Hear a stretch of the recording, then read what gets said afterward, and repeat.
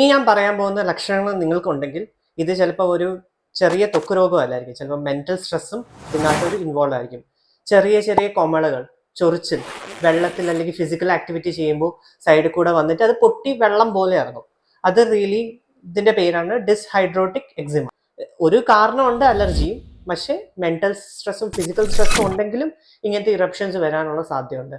പിന്നെ നമ്മുടെ കയ്യിലുള്ള ജുവലറീസ് അതൊക്കെ ഈ ഒരു ഇറപ്ഷൻസിന്റെ കൂട്ടാനുള്ള സാധ്യത. നമുക്ക് ഈ ജുവലേഴ്സ് കാരണമുള്ള ഡിസ്ഹൈഡ്രോട്ടിക് എക്സിമ ആണെങ്കിൽ അത് നമുക്ക് ജുവലറി റിമൂവ് ചെയ്തിട്ട് അതിനെ ജെന്റൽ വാഷ് ഒക്കെ ചെയ്യാം. അത് കഴിഞ്ഞിട്ട് അതിനെ മോയ്സ്ചറൈസേഷൻ ക്രീം വെച്ച് ഡ്രൈ ആകാതിരിക്കാൻ വേണ്ടി നോക്കാം. ചിലപ്പോൾ നമ്മൾ കോൾഡ് ആൻഡ് ഹോട്ട് വാഷിംഗ് നടന്നാലും ഇച്ചിരി ഒരു സെൻസിറ്റിവിറ്റിയും ഇച്ചിങ്ങും ഒക്കെ കുറയാറുണ്ട്.